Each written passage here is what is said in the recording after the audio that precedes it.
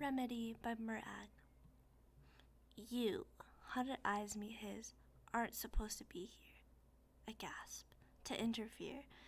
Pain is visible in every fiber of Draco's body, his muscles taut, his face pale. Harry stormed into the bathroom with a myriad of accusations on his lips. Now he just wants to find a remedy. There had always been that something in Potter's eyes, that conviction he was doing what was right.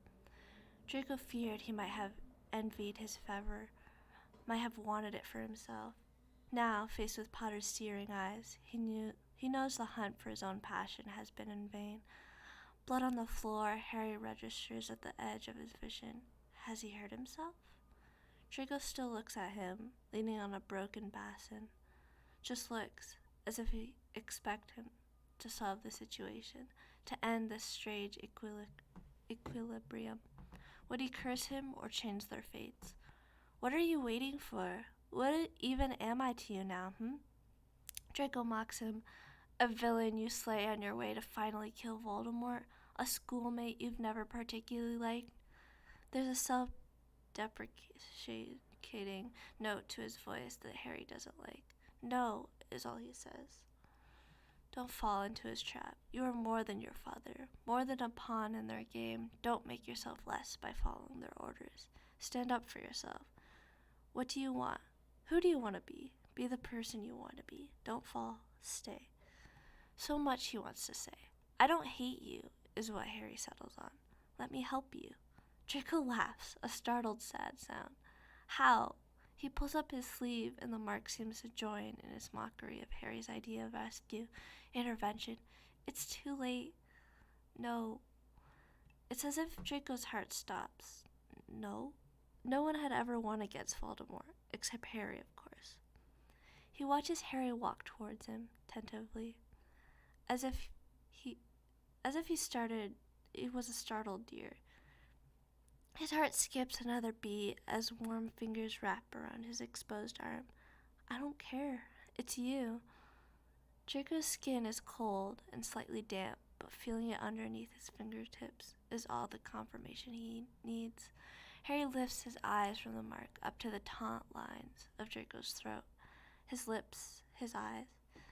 Neither of them dares to speak now. All accusations forgotten. Eyelids flutter closed as they both lean in, just slightly. Breath mingles before the lips meet, ever so softly. What? Draco jumps back, surprise written across his features. Harry imagines he must look the same. Please? He didn't expect this to happen, whatever it is, but now that he has gotten a taste of how soft Draco's skin is, how his eyes change color when you look closely, how delicious his lips taste, there's nothing he cares about more. To save this boy, to save them both. Draco has taken a step towards him again. This is probably the craziest thing you could have come up with, Potter. Come up with? Harry laughs, and Draco smiles a little, his eyes lighting up as the corners of his lips lift. It was not my great plan to follow you here to kiss you. He tries to look serious, but as he thinks about it now, how he's always been suspicious of Draco, how he's a Death Eater now, the new side of feeling for Draco, he suddenly knows there's always been a feeling for Draco. It does seem like a very crazy idea. So, Draco starts, looking serious again. If this wasn't your plan, I assume it was to stop me from doing something evil, and now will you suddenly take my side just because? He gestures between them, unable to say it. I think Harry stretches out his hand and Draco lets him intertwine their fingers. I've never really wanted to hurt you. I've never really hated you. My friends say I'm obsessed with you, actually. He laughs.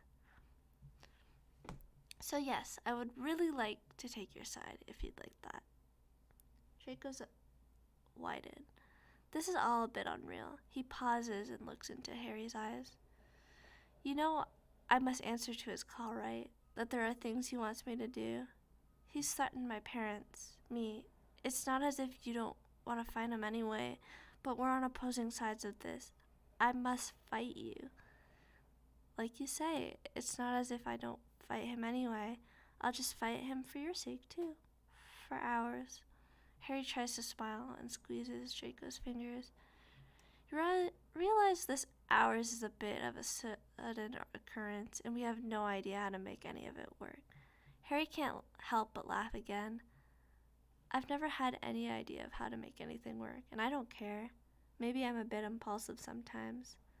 It's Draco's turn to laugh at that. You are. And then he leans in, just a tiny bit, and their lips meet, with more force and intention this time. They know it'll be worth it.